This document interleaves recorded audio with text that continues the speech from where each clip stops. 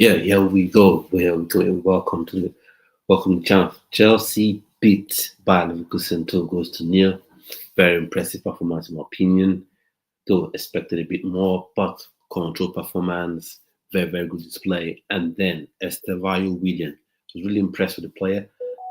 His dynamism, always look to get the ball out of his feet, take quick shots, and run directly at the fullback. So very good there. And then of course you had Cole Palmer playing in 10 row, was special as usual. But um, what else do we say about him? Just being Cole Palmer. So brilliant display from Cole Palmer. And then as well was also good to see Aaron Anselmino come on in the second half. See Hato as well come on in the second half and just fit right in. Cucurella started in the first half, of course, at last left back, inventing as usual. And one thing you want to see, from your new players is that they fit the system quickly. And Jura had to fit that fullback, that inverting fullback role instantly. So for me, that was a positive in my book. Tick. And then Estevao for his goal, brilliant, followed up the play. Shot taken by Cole Palmer, comes off the roof, comes off the post, and he puts in the goal. So brilliant in that regard. Philip Jorgensen, I think, was okay, but to be fair, he didn't have that much to do. Just were very good, but Bayer Leverkusen were really poor in the attacking third, in my opinion. Didn't really create any chances except from open play, except when Achipong fell over, and then there was a chance for a shake, and he sort of skied it. Plus, Tosin was there to put pressure on him. But outside of that, they didn't really offer anything up front going forward. But Estevao Willian, very good. And Rich James, when he came on, good as well. Gusto, very good. Everyone today was very good in the Chelsea team. But you could see just coming back from their brief preseason break, but overall a good performance. And then look at the midfield, Dario Essugo. Let's take a minute to just appreciate Dario Essugo. For me, Dario Essugo is a good, I wouldn't say replacement, a good backup for Caicedo. And I think going into the season, in some games, Dario Essugo should be paired up with Caicedo. I know some people might say that may be too negative, but I don't think so. Let's say you're playing against a Man City, for instance. You're playing against maybe a Manchester United, for instance. You're playing against a Liverpool, for instance. Dario Essugo, Caicedo in a midfield, that would just be terror for those midfielders, especially then you can have your Cole Palmer in the 10 row, pushing for the forward, your Estevao Willian, Pedro Neto. And while I mentioned Pedro Neto, I think I need to speak about Pedro Neto. Pedro Neto, once again, he was okay today, but I still feel like his best position is on the other side.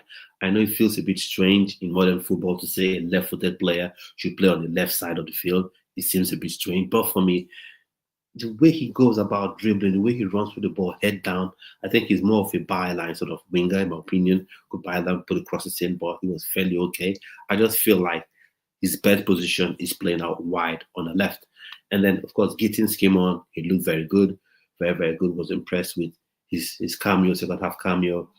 Could have had a perfect assist for Estevao Willian, but I think Estevao Willian rushed the shot a bit.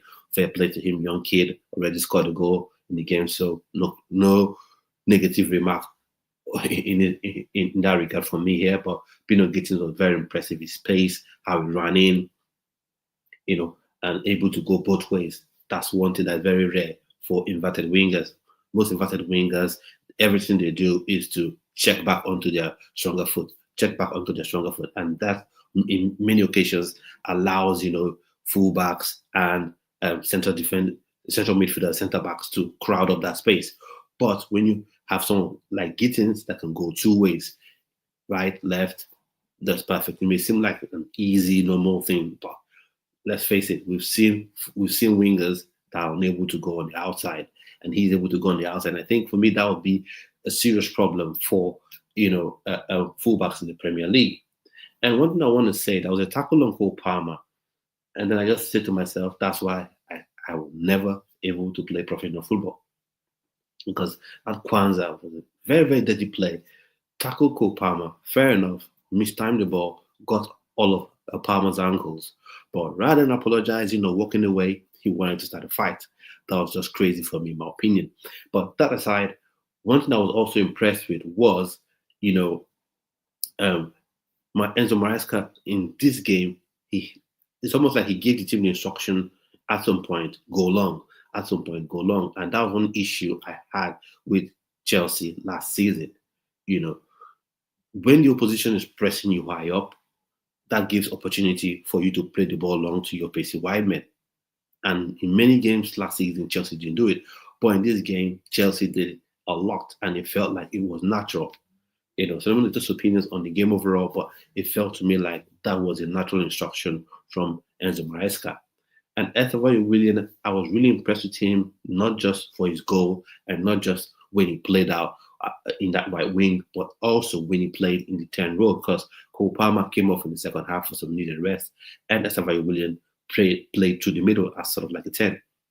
So I was really impressed with him because he's said that he loves to play that 10 role. Of course, we know Cole Palmer will be the 10, and if Xavi Simons is signed, he'll probably be the 10 as well. But there's something I'm seeing. Probably Enzo Maresca can go with a 4-2-3-1 come next season in some games, especially if Xavi Simons is signed.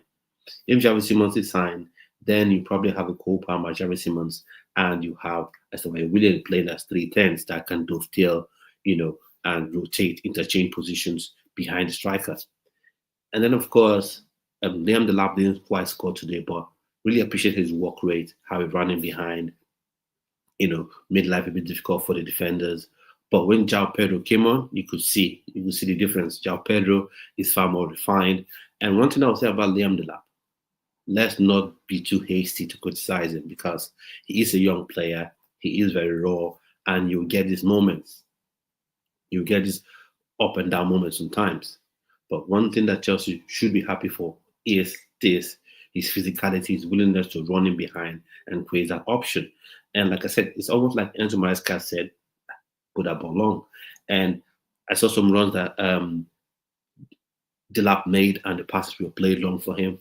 And of course, that cross that Tariq George put in and the goalkeeper saved it. But good runs. Tariq George, I was happy with him. I was happy to see him play. I hope he stays. But who knows with Garnacho in the wings? We've already heard reports, today that probably Garnacho would be, that Chelsea have agreed personal terms with Garnacho, and most likely that's already started talks with Manchester United on the contract, on the transfer fee. They're having discussions. Let's see how that shakes down. So maybe Garnacho comes, Tariq George will end up going on loan, and Nicholas Jackson, as the report said earlier on, that he wouldn't start the game, he wouldn't play in the game here alongside Nkunku, and he's not even going to play the AC Milan game as well. And they're both looking to leave. Jackson has said he wants to explore the transfer market, so that means he probably would go. Talks of Newcastle United, talks of Bayern being interested, and Nkunku as well. Talks of Bayern being interested in Nkunku. So for Nkunku, I think that's fine, that's fair. Once the player's head is not there anymore, that's fair. He can go. His head is not at Chelsea, so that's fine, fair play. Okay for him to leave. Nicholas Jackson as well, I think he said is also gone. Because I said it, that it's one thing when you're fighting against one striker, but when you're fighting against two strikers for one spot, then that's a problem. If it's a 4-4-2, 5-3-2, any sort of formation where you're playing with two strikers, then you can say, okay, two strikers will always start. I can always come in off the bench. I can always come in second half and things like that. But fair play, both of them will believe in.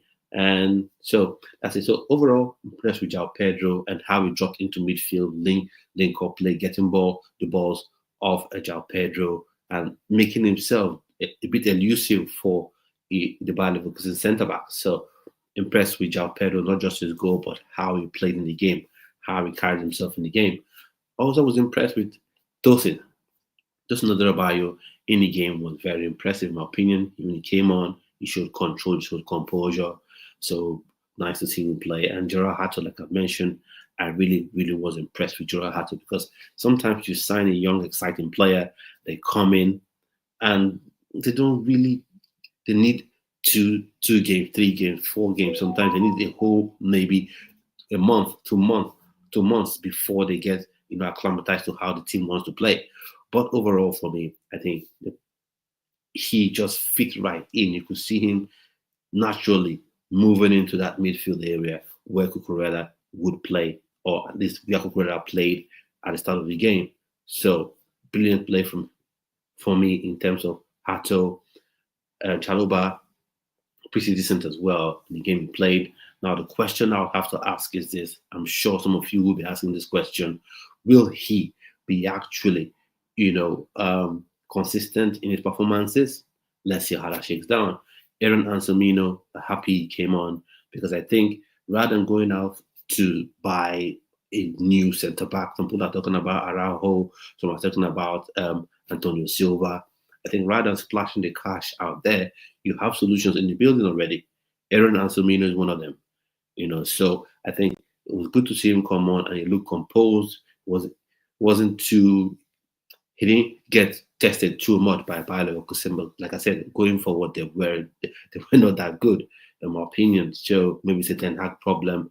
And for whatever reason, Victor Boniface, who's meant to be their top striker, their superstar, didn't start the game. I don't think has even started any other games or their preseason games this season, but that's for them. So let me know your thoughts and opinions. What are your thoughts? What you think about what you thought about Estevao Willian, his performance today? Thoughts about Bino Gittins today? Is he automatically the number one left winger, the guy that starts that left wing role come start of the season? I mean, from what I've seen, I know it's just a few minutes, not quite what a full half. I think he will be the number one. And then Garnacho can provide competition for him. Let's see how that shakes down. I was really impressed with how he could go two ways. Really impressed with that. On the other hand, Pedro Neto, I think, like I've said in previous streams, Estevao Willian will probably be eased in when the Premier League starts. So don't be surprised if Estevao Willian doesn't actually start the first Premier League game. But I think gradually he will get to ease him. He will get to be eased in and he will become the starting right winger once the season comes to close. And I also think Enzo Maresca would explore playing 3-10s, playing a 4-2-2-1. I think he's going to explore that as well. So let me know your thoughts and opinions on the match. Let me know in the chats what you thought about the game overall, what you thought about the performances, what you thought about Estevao Willian starting, what you thought about different players on the pitch. Now, I have to go back and talk about Dario Esugo again. For me, Dario Esugo, yeah, he just slotted in almost seamlessly. So that's one good thing that we have, that Caicedo can actually go into games resting. He can actually rest in some games in this new Champions League format. So maybe you're playing up against a team that's not that tough. Of course, every team in the Champions League will be a strong test, but you get what I mean, not that tough. You could have Esugo start. And believe me, I've said it, if you're playing a Man City in a sort of any game that you know Chelsea may not be favorites for possession, and I think going into the season there'll be a few games, a handful of games, maybe Man City at the Etihad, maybe Arsenal at the Emirates. I don't think Manchester United will be in that sort of team that dominates possession. So no worries about that one. So for those sort of games, TK David, good evening. Please tell me about Javier Simons come to Chelsea. They have already bought him or not. So with regard to Xavi Simons, I think they're still in discussions about the signing. And we've seen reports that no official bid has been made for the player. So that's a bit strange and odd for me because they've been having discussions for a long while now. But I still think there have been talk that they want to sell Nkunku first, then maybe sell Nicholas Jackson first, at least have some outgoings, and then go in and bid for the player. And they said the club believes that probably for £50 million or thereabout, they'll be able to get Xavi Simons. So fair play. And I think if it becomes really important to get Xavi Simons, because from what I saw today, I think Enzo Maresca would flex between 4-2-3-1 and then 4-3-3. And if he wants to play 4-2-3-1, he will need to have 3-10s, like we had when we had Hazard, Oscar, Mata. So I'm thinking Xavi Simons becomes very, very important to get in the build, in my opinion. So I think the club is still having discussions and negotiations. Possibly the bid will be made soon. So fingers crossed on that one. Let's see how it goes down. So Estevao Willian debut goal. So happy he got the goal because we know how the English media is. He's gone through this game, no goals, and some part of the Chelsea fan base as well would have been on his back. So I'm happy he got the goal. You don't have to talk about, oh, he hasn't scored a goal, when will he score a goal, hasn't contributed, and he looked like he belonged. That's another thing I want to point out. Because when you see young players coming up from the academy or a new signing, coming from a league where you think, okay, the English league is tougher than the Brazilian Brasileiro, what you want is they come into the team and look like they were meant to be there, and they look like they've been playing in this league for a long time. So really, really happy. He just looked like he was meant to be there, like he's been playing. Sorry, excuse me, like he's been playing in that team for a long, long time. So really, really, really impressed with Estevao Willian. To Kate Davis, I like to see him. I like him to come to Chelsea this summer. Yeah, I too want him to be at Chelsea this summer as well, because I think tactically he helps Chelsea. Even if you decide that you want to play your usual, 4-3-3, or your usual 4-2-3-1, where you have two wingers and you have Palmer in the 10, Javi Simons coming in to be competition for Palmer and backup for Palmer is very important. And some games that you want to tactically switch things up, bringing Javi Simons in to start out wide on the left, but as the game continues, he drifts into the midfield. That's something I would love to see. So I hope that deal comes true. And Christopher Nkunku, Jackson leaving. Let's see what that means for the team. And Robert Sanchez probably will be starting, in the AC Milan game. At least that's what I got from commentary. Let's see how that happens. Philip Jorgensen, he was okay with what he had to deal with, and his special skill, which is dealing with the ball at his feet. He was brilliant with that one. He was brilliant with the ball at his feet. That's something he's good at. And fair enough, he claimed all the crosses that came into the box for him. So you can only deal with what's in front of you overall. By just think Robert Sanchez will get to start. I don't think he's even quite competition for Robert Sanchez. So fair play in that regard. Chalobah was decent as well today. So giving kudos. Reece James coming off the bench was good as well. Showed control, showed composure, showed his strength there. I just hope in this coming season he gets to start at that right back and not invert too much.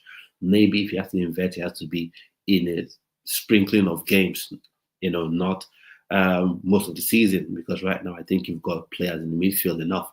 And I think Andre Santos as well was also okay. It was very good. I would like to see him again in that AC Milan game. He was very good in that midfield. He started alongside Caicedo, and he was given a bit more minutes. So I'm thinking Enzo Maresca wanted to see a bit more of him. So fair play on that in that regard. So Andre Santos looked good. I think he is kind of that sort of backup for Enzo Fernandez, or competition for Enzo Fernandez, if you want to put it that way, because he was pushing towards the goal a lot of times. He had a shot that he scoffed, but overall, this preseason, that can be accepted. We just want to see how he adapts into the system, and he seems to be adapting to the system very, very well. So, fair play on that one. Let me know just opinions on the game overall. The chat is open. You want to join me on the live stream? Let me know. I'll drop the link in the chat. So, overall, very good game from Chelsea.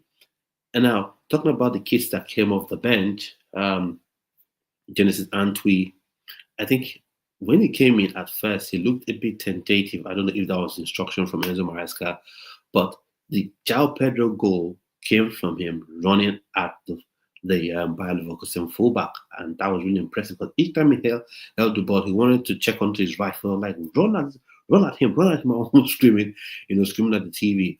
But when he made that run, put the cross in the box, came out, João Pedro smashed into the net. So João Pedro's finishing top notch, and he always looks to shoot from distance. And that's something that Chelsea missed last season. Players that would just let it rip from 25, 30 yards. So I think that puts doubts in the minds of defenders, at least gives them a different question to answer. And I think João Pedro will be the starting striker come the first game of the weekend of the season. He will be the starting striker.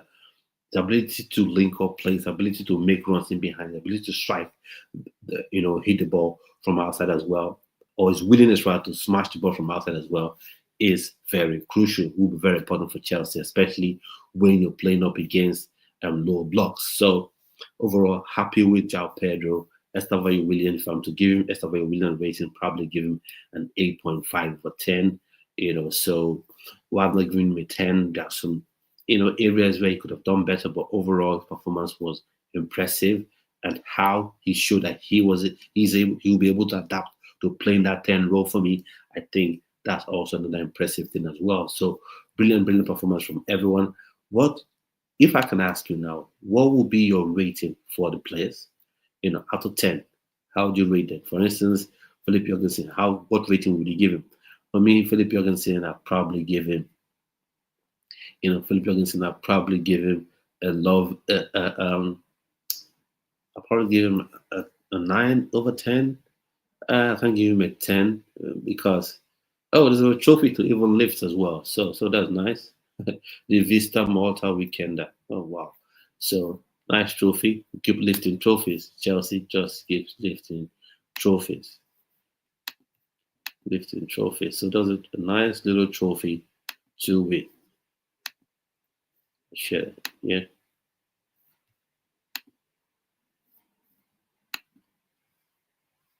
Mm-hmm. So there's a trophy to lift.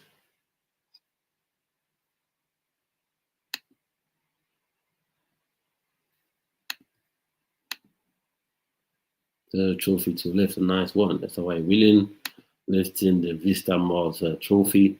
Now, if it was Arsenal, I'm sure they would have added this to their trophy hall, But so that's a winning feeling. It might be preseason game, not so much meaning to the trophy, but it's nice to have that winning. It's better to win a preseason match, to tell you, than to actually lose it. So a good one. A good one, a good trophy to lift. A good one, I think. So good. 9 sins at the club. João Pedro. So what are your ratings of the players? So I think I will start. With right at the back. So Philip Jorgensen, I'll say, as I said, I'll give him a 9 or 10 because he dealt with everything that came his way. He claimed some balls in the air, but still, I think he's still not done enough competition, enough to compete really with Robbie Sanchez. He's very brilliant with the ball at his feet. So happy days on that one. And then when you talk about Cucurella, I give him a solid 9.5. Over 10. Didn't miss a step, didn't look out of place at all, didn't look exhausted one bit, even if he just had like the rest of the team a brief preseason. So fair play 9.5. And then Chalobah, I'll give Chalobah 8.5. He was good overall. So it remains to be seen if he indeed becomes consistent enough to take Cole's place. So fair enough with him now. Josh Archiapong, I'll give him a 9. I think he was very, very good as well. But apart from that slip he had, that Bayer Leverkusen almost took advantage of. But overall, that's why I'm not giving him a 10. I'll give him a 9. And on the right side, Gusto, I'll give Gusto 8.5. I think he was fairly decent, very good as well. And then speaking of the subs that came in for them, Hato, I'll give Hato a 9, coming in and seamlessly fitting into the system. Sometimes we don't understand how difficult it is to fit into a new system. You just come from a different style of play, a very tactical play, different country, different language, and it just fit in seamlessly. So I'll give him a solid 9. Hato and Rich James as well came in. I'll give Rich James a 9.5 as well. And then in midfield, Andre Santos, I'll give him an 8.5. He was very good, but there are some passes that he missed, some slips that he made, but fair play. Didn't cause so much damage. So good on him on that one. And then Caicedo, brilliant as well. But I must say something. There's something I almost forgot to say. I must say, I've been so excited about the Premier League. I'm sure you've been excited about it as well. I've been so excited about the Premier League. Can't wait for it to start. And then, watching this game, I remember, it just hit me that we'll be seeing Premier League referees again. The same Premier League referees that can ruin your season with silly, silly decisions. Lots of balls that Caicedo would win, like he won today, clearly. One of the free kicks that Grimaldo played, I think. Caicedo won the ball cleanly, did not even make contact at all. Because sometimes, you make a clean tackle, but maybe knees against the opponent, something like cleanly won the ball. But the referee, for whatever reason, says a free kick. And he was doing that all game long. So just wondered, Premier League, isn't it possible to sign referees? Like it's not possible at all. Like you can sign players from different clubs. If you're impressed with the player, like Caicedo, you're impressed with the new Caicedo, you sign him. You're impressed with, Bino Gittins from Dortmund, you sign a new goalkeeper. You sign Gittins as a new winger. Maybe if Donnarumma becomes available, you're impressed with signing. Can't we in the Premier League sign referees? Because some of these referees are so bad. It just hit me. I was watching the game. I was like, can't wait for the Premier League to start. And then you see some of the decisions that the referee has made. Wow. We're back to this. We are back to this. Poor decision making from the referee. But thankfully, it didn't hurt the team too much. So nice to see that the team actually lifted up this trophy. And then player rating will continue to go one. The 10-row Palmer, I'll give Palmer an 8.5. He had a very good Palmer game, but gradually he will get back to his full self. But he was very, very good as well. And he could have got the goal, but his shot smashed off, the crossbar, and Estevao Willian scored. So I was impressed. That's one of the things I can point to and say again.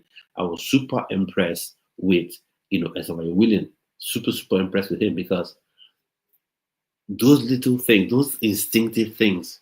There's a shot, you follow the rebounding. There's a cross, you run in. Now, you see 1,001 wingers that have pace, that have skill, run on fullbacks. But there are very few ones to separate the top class talent in terms of attacking players. Instinct is something that separates the very good ones from the elite level talent. And I think Estevao Willian is not world class yet. He's still a very young player, but he's an elite level talent. Some wingers would have been hugging the touchline or standing by the edge of the box when that Cole Palmer's cross smash across the post. Palmer takes the shot, he smash on the post, and Estevao Willian arrives, smashes it into the net 2-1. So it's not every time where he goes past 3, 4, 5 players and then call the ball top bins. No, sometimes those instinctive play in the box is very important. And I don't think we saw enough of that from the wingers in Chelsea. So Estevao Willian, kudos for me for that instinctive play in the box. So moving to him just for grade, I'll give him a 9.5. Why would I give him a 9.5? Because young player, first game for the club, and immediately just looks like he belonged. That's what you want to see from a young player, whether it's an academic graduate or a young player you sign from, a lower league club or sign from outside the Premier League. You want to see them that immediately they look like they belong. And he looked like he belonged. He looked like he's been playing at Stamford Bridge for, at least 2 years. So kudos to him, 9.5 in my opinion. And then on the other side, Gittins came on the second half, or Tariq George on the other side. I'll give him a 7.5 in my opinion. He was good. He showed some promise. He ran at his man, but I think there's some areas where he's upgraded maybe to 8.5. There's some decisions he made that were a bit, why are you making those sort of decisions? But one thing I give him credit for, or one play that I'll give him maximum credit for, was a cross-field pass to Estevao Willian. And why am I giving him huge credit for that? Because I've watched a lot of Premier League games. I've watched a lot of Chelsea games where you see 2-3 passes, winger, midfielder, back pass. And then you have the opposite winger standing over on the other side in acres of space and nobody passes the ball.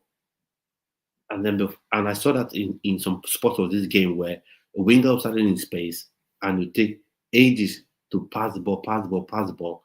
And then before you get to the winger on the opposite side, the chance is gone, the space is gone. But And Tyreek just hit the ball first time, Estevao Willian, and he almost scored again. And it's almost like I'm raving about Estevao Willian. Pardon me, I have to state things I'm impressed about players, because if I'm not impressed about players, surely I'll let you know about that. So please subscribe to the channel if you're new. Share this video if you think you know who will also love this content. Let's continue with my sort of rating of the game.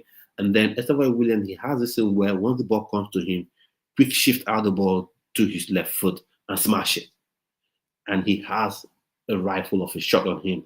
He has a powerful shot on him as well. He's tiny body, tiny frame, but he has a powerful shot on him as well. So that's something I'm impressed with him, because sometimes you see a lot of wingers, especially in this era of inverted wingers, where a right-footed winger is playing on the left, a left-footed winger is playing on the right. They get so enamored with, I want to dribble, I want to show this skill, that skill, as opposed to thinking about end product. Sometimes wingers get stuck in that mindset of, I need to beat my man all the time, as opposed to sometimes open up your foot, smash the ball into the opposite side of the goal, and make the goalkeeper work. And he did that, and he really put that goalkeeper, the Bayer Leverkusen goalkeeper, under a lot of stress. So fair play to him. Like I said, 9.5.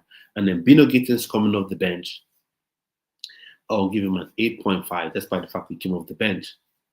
Impressed with his pace, impressed with his ability to go to both ways. Your left foot, go out onto his left, cross the ball, come onto his right, take a shot, or cross the ball. So that's something special to have, because now I'm going to mention the player. I'm not saying Bino Gittins is anywhere near him. I'm not saying Bino Gittins is better than him. One weakness that Iron Robin had was ball comes, always find. He was magical with it, because he would go to his left, you know what he wanted to do, but you were rarely able to stop it. So, but with Bino Gittins, he can go out on his left foot, cross it into the box, come in on his right foot, take a shot, or give an in-swinging cross. So overall, I was really, really impressed with him in that regard. So 8.5 for him. Liam Delap, I'll give him a 7.5, because the chances he could have done better with, but I love his energy, I love his enthusiasm, and I love how he made the run for the cross that Tyreek just put into the box.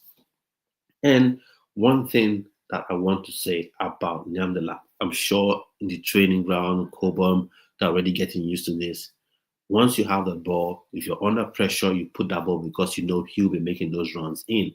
And I said that earlier at the top of the video, Enzo Maresca, I'm happy with what he did tactically. Yes, we're going to pass it from the back. Yes, we'll allow Jorgensen trap the ball, pass it to center back, pass it to midfield. But if you put us under pressure, if you want to high press, that ball will go behind you. That ball will go behind you and will stretch you. And we didn't see that enough last season. Probably I'm thinking Enzo Maresca has learned off of the game versus PSG, where the ball was played long towards Nuno Mendes to allow Malo Gusto to overlap, and then Cole Palmer to drift into the midfield. So happy with that. It may seem simple, but it's something that is super, super effective. So happy with that. Genesis Antwi came on from the bench, academy player. He sort of created the goal for João Pedro, so I would give him probably I'll give him a 7.5 as well. Fair play coming off the bench. Raksai that came off, the German English boy that came off the bench to play midfield. He didn't have enough game time. He didn't have enough minutes, in my opinion, to get a high ranking. So I'll give him a 7.5 as well. He looked comfortable on the ball. He received the ball comfortably each time it was played into him, even at some points where he was under pressure. So fair play in that regard as well. And then João Pedro, of course, I'm going to give João Pedro a 9.5, because he came off the bench, he link up played, he dropped deep to get the ball, his mobility as well. Now, that means when he really gets to play for Chelsea in serious Premier League games, he will be dragging centre-backs all over the place. And that will be a nightmare for centre-backs, because if you've ever played centre-backs, if you've ever played as a centre-back, you've ever studied centre-backs, you know they don't like being pulled out of that centre position. They like staying there, be tied to their man, make it difficult for the man to get the running on them, make it difficult for a person to turn. But João Pedro will get you having to drift all over the pitch. And that will open up to play for the likes of your Cole Palmers, your Estevao Willians, your Gittins, your Pedro if he starts. So I give him a 9.5. He was really, really good today, in my opinion, with that second goal. So really impressed with João Pedro. Let me know what you think about João Pedro's performance. I was super impressed with him today. Super, super impressed with him today. He got the goal. Brilliant, brilliant play. And then for me, like I said, with Pedro Neto, I'll give Pedro Neto an 8. He was good, showed his space, running in, putting balls in, making life difficult for the fullback with his pace, showed good work rate.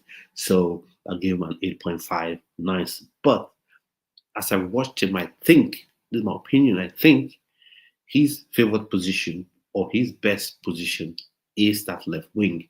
Because the way he plays, he's not someone that does so much of skills, like to beat someone that way. His head down, face down, run. And when you play that way, I think you're more suited to playing on the side of your favorite foot, of your natural foot. So you can just go cross in. And even if you want to cut in, you cut in this way as opposed to having to check out that way. So overall, fair play from him. And then Enzo Maresca, I'll give Enzo Maresca a 9.5 as well, because I think he was very good, and he's bringing something new from last season. Because when you sign new players, you come up, you sell players, you get players, and you promote players going into next season. Even if you got your goals for that season, like Champions League football was one of Chelsea's goals, won the Conference League, achieved. But you come in with new sort of takes, new little things you can use to spice up your formation, spice up how you play. And Enzo Maresca indeed, this little thing that he's added, I think is something that would help Chelsea a lot this season, because I think a lot of us have watched Chelsea matches last season. There are a lot of games where you see the opposition team. There were a lot of times where we saw the opposition team pressing high up against Chelsea defenders and just nicking the ball, scoring. The refusal to go long, pass short passes all the time, and you end up losing the ball, and the opposition team goes on to score.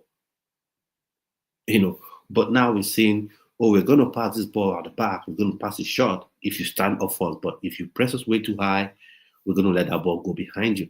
So happy with that one. So I'll give Enzo Maresca 10. I'll say a 9.5. Maybe I'm a difficult grader. So now I want to ask this question, not so much to do with the game, but just a general Chelsea question. With Nicholas Jackson obviously leaving the club because Satan wants to explore, the transfer window, would you want Chelsea to sign a striker? I know this might seem weird to ask, but still, would you want Chelsea to sign a new striker? Because I've seen some people saying, Chelsea need 3 strikers. How can you go into the season with 1 striker, with 2 strikers? I just think that's overkill. Having 3 strikers, that's overkill for me, in my opinion. 2 strikers, for me, that's fine. 1 can start the game. If you need a 3rd striker, you can promote an academy striker for experience. And don't forget, by the time the Brazilian league ends, you probably can also get David Washington, because remember, it's almost like we've forgotten about him. He was sent out on loan, to Santos, no buy option, just straight up loan. No buy option, nothing like that. So once it's done, it's come back to Chelsea. So if there is indeed that need for a 3rd striker going into the season, you can use him. And I think he's a mini João Pedro, because he can, while he's actually a striker, he can drop into the pockets, and create space for fullbacks, for the 10s and the wingers to go into midfield. So I'm going to touch opinions on that one. And Christopher Nkunku, happy with him leaving. For me, I think fair play. He should leave. And then Xavi Simons, super excited to see if he indeed joins Chelsea. Let's see how that will shake down, in my opinion. Really excited to see what happens with that one. Let's see what happens with that one.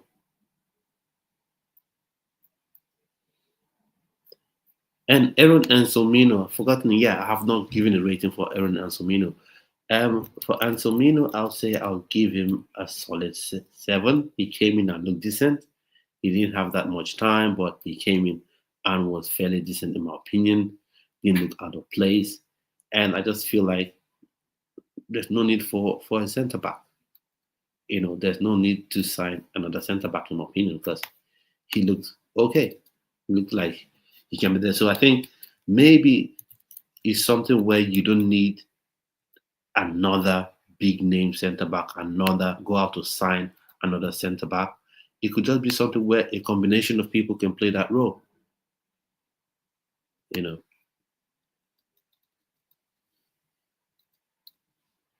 a combination of people. So Aaron and Somino can play there, Chaluba can play there. So you could have a combination of people. So you could have a combination of people. So let me know what your thoughts and opinions are about Aaron and Somino. Yeah, I think it was decent today. And I think Colwell's so sad that Colwell is out injured. Let me know what you think. What should the club do? Because I've given my thoughts and opinions, I've said it, but what do you think the club should do with respect to Colwell?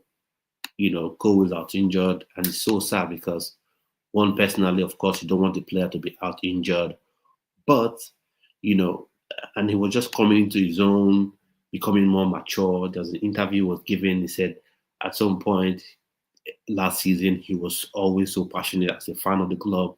I want to defend the team, and would always get into trouble, and that would affect his performance. But he's become more mature and is being able, and now he became able to control his emotions more, so he performed better on the pitch. So you could see that he has been becoming a bit more mature, in my opinion. So it's a bit sad to see him go out injured. So thankfully, the surgery was done, as was successful, and he can start his recovery process. So, but overall, what do you think the solution should be? Should this guy on here, Errol Ansemino, be the guy to start, be the guy to take that spot, or would you put your trust in Chaluba instead? Or, like I said, it can be a combination of people. Aaron Ansemino play some games, Chaluba play some games, and let's not get it twisted. Aaron Anselmino, is highly rated. He's a wonder kid off a centre back that Chelsea signed from Boca Juniors. He's a wonder kid. He can play from the back. He has pace. He's aggressive. So all the qualities that a Colwell has. And when I say he has pace for a centre back, not blistering pace like a winger, but pace for a centre back. So, and I think also Hato, I'm not saying he's obviously a full-time fullback, but he can do a job there, especially in a situation where you have, someone investing into midfield. I think he can do a job there. So I don't see the reason to go all out and sign another centre back. And one thing again is that we must understand and accept is that as if Yusuf say we are good today. Yeah, we were good today. As Afis, we were good today. We were good today. I was happy with today's performance. I was happy with it. The second half, at some point, it got to a point where it was a bit more of let's control the game, and I'm happy with that. I'm happy with that. As fans, sometimes we want to see attacking play, attack, keep going. But sometimes you control the game. Because when you go attack, sometimes you lose the ball in bad areas. The opposition hits you on the break, hits you on the counter, and you end up conceding goals that you shouldn't be conceded. So overall, happy with the performance. Team was very good today. So Hafiz, I want to ask you this question: what do you think the team should do with respect to Colwell? Do you think the club should go out and buy a new centre back? Splurge more money on the centre back? For me, I don't think so. I don't think so. I think I've already said what I think. Everton Somino, candidate Chaloba, candidates as well. You have Tosin there as well, but it's a bit odd because for me, I feel like Colwell and Tosin are the best centre back partnership at Chelsea. So Tosin may not come quite into it that much because he ordinarily will get to play.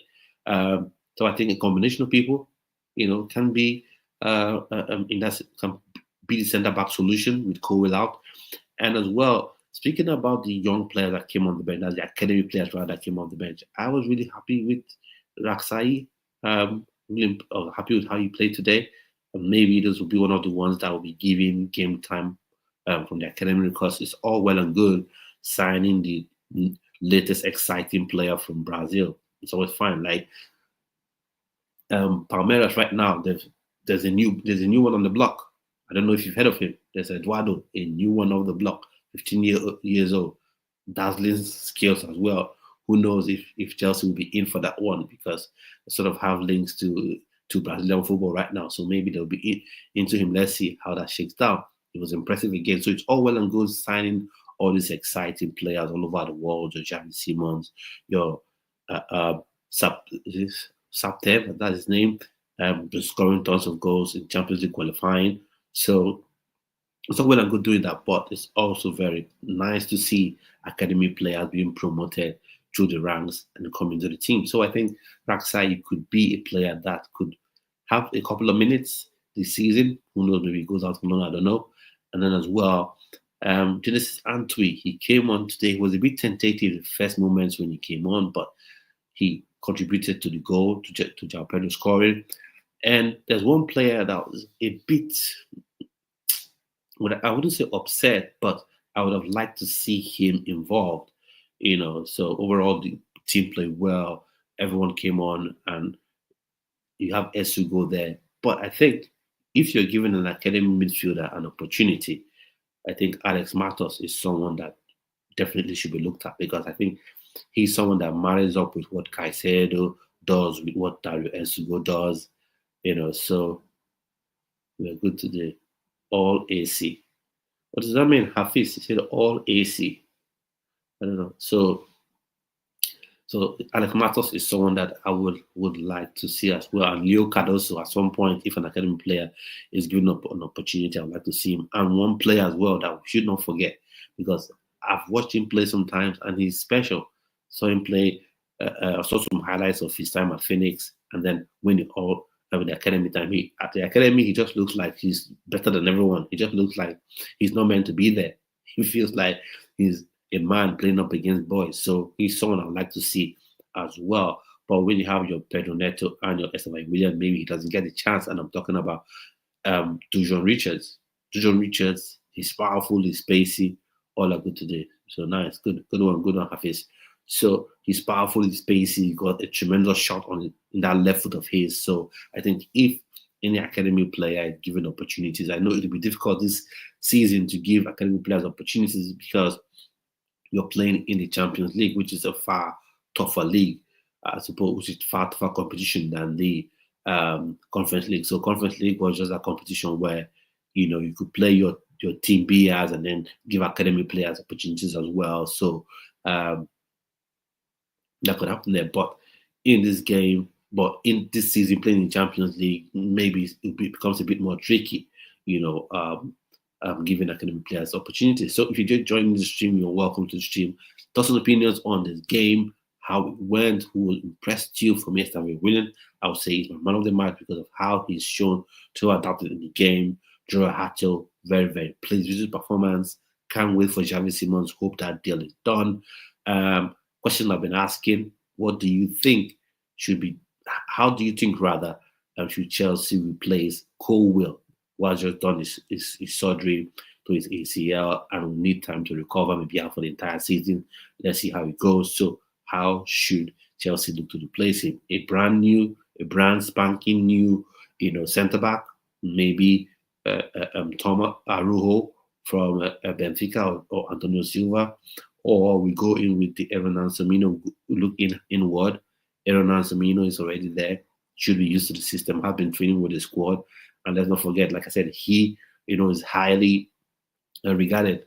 He was a superstar, not a superstar, a wonderkid as well. Like Estevao Willian, just as Estevao Willian was rated as an exciting talent, as a right winger, just the same way Aaron Anselmino is rated as an exciting centre-back talent. So maybe, because in football, the only way for young players to get an opportunity to play is Maybe a player gets unfortunately injured. You can come off the bench, then you're promoted, then you come off the bench, you take that spot and show what you can do. Or someone is red carded, suspended for 3 games, and you come on, show what you can do.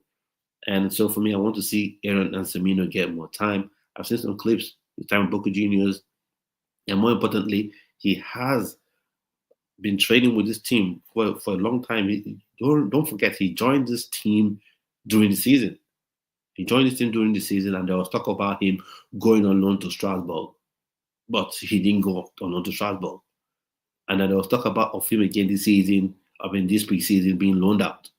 And I think it would have made sense with Mamadou Sarr in there, with Colwill in there.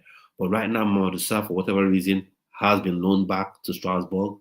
And then as well, you now have Colwill, unfortunately injured or be out for a long time. So I think it makes sense to keep Aaron and Semino in the building, in my opinion. So I want to know what you think about that one. And striking position, I'm okay. Liam Delap, João Pedro, two different profiles of strikers. So I'm pretty happy with that one. I don't think you need to sign another striker.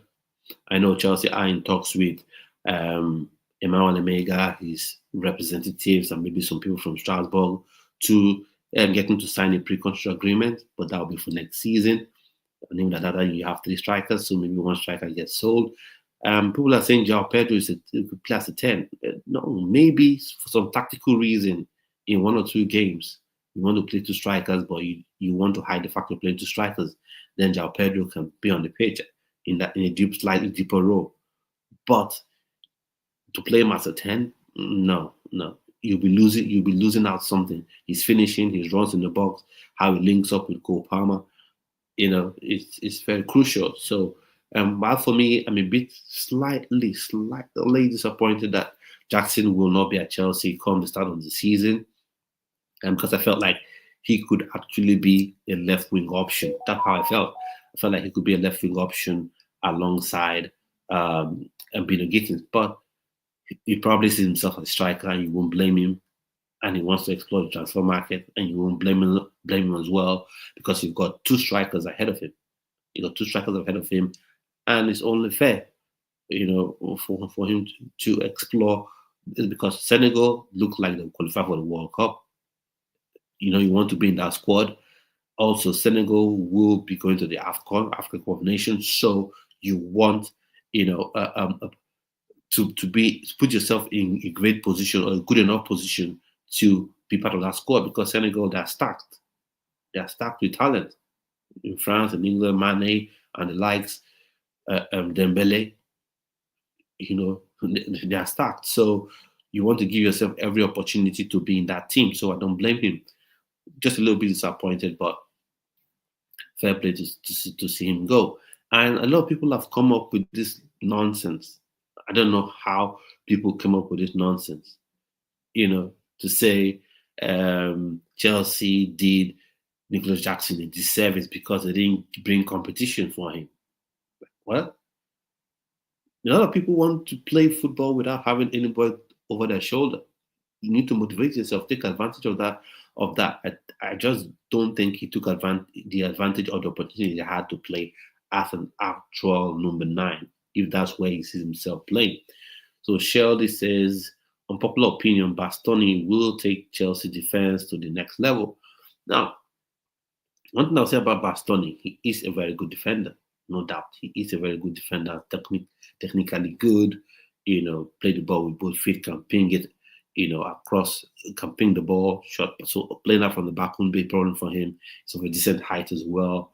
But one issue I do have with Bastoni, this is a question, it's not so much of an issue, but one question mark, which if he signed by Chelsea, he would have to prove.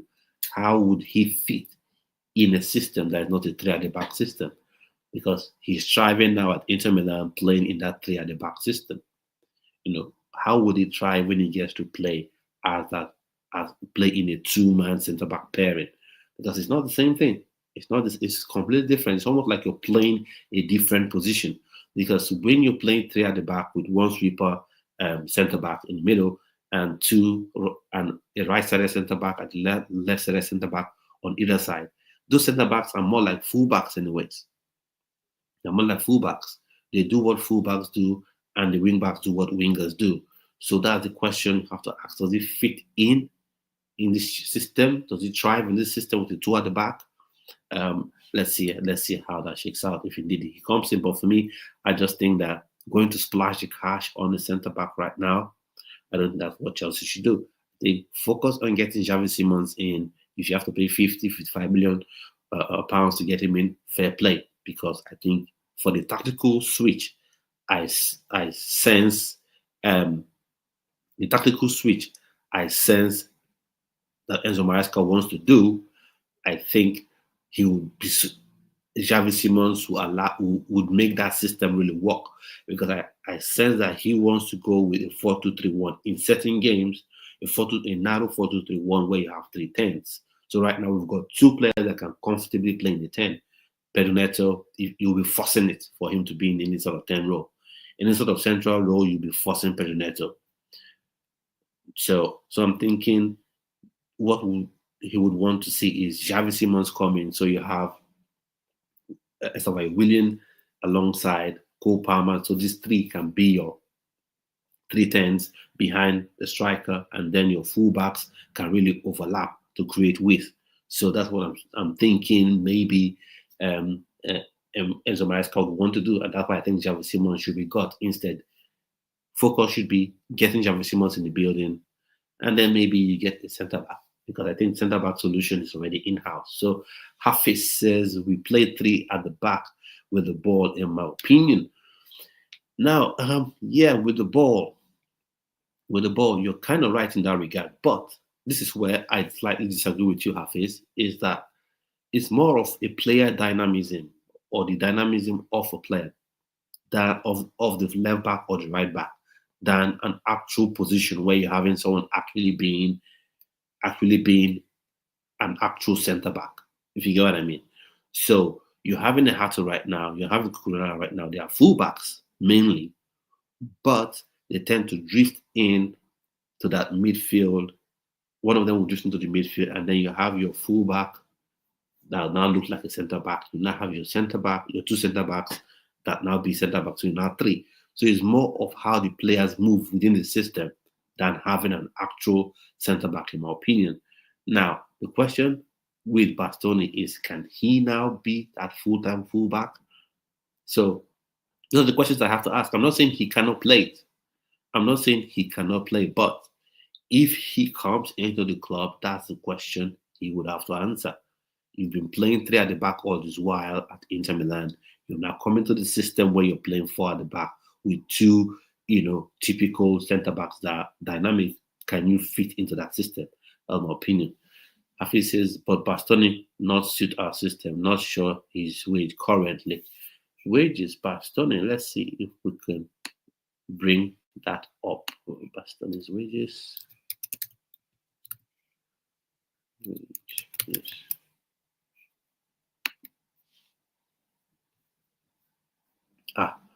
Bastoni's wages. Oh, I don't think the club will go for him because that's one thing we have to accept sometimes when we're talking about players. So his wages right now are £1,600 and is it £8,000 a week? So I don't think that would work for Chelsea. I don't think that would work. So because right now Chelsea doesn't do anything above 100. I don't think, and I don't think Bastoni is the player they want to break the transfer, break that wage structure for. So you can see wages. Alessandro Bastoni's weekly salary at Inter Milan is 168,444, 445. So with that, I don't think the club will be comfortable getting him, in my opinion, because that sort of wage, that's what we have to accept. Because I did not like it, because Chelsea were unable to get the likes of Victor Osimhen. For me, might still remain my number 1 choice as a striker. With wage structure, couldn't get him. So I don't think a Bastoni will be the player that the club will want to pay, 160, and definitely when a player moves, that's one thing we need to understand as well. Victor Osimhen, when he wanted to move, wanted his same salary, but most times when players move, they want at least an increase. Sometimes they want the salary to be doubled. So he's currently 168. So if he wants to move, even if he's not demanding doubling, maybe he want um 180, 190. So I'm not sure the club would want to do that, and that's base salary. So he may even demand at some point 250 or 200. So that's not something I think the club would want to pay, in my opinion. So thank you all so much for watching. If you're new and haven't subscribed to the channel, please do subscribe to the channel, and let's continue to grow the Chelsea TV community. And as well, if you want to be part of the panel and join the match day post-match reactions like this, let me know and I'll get in touch with you. Skip Bastoni. Yeah, that's it. We're just going to skip Bastoni. That's it.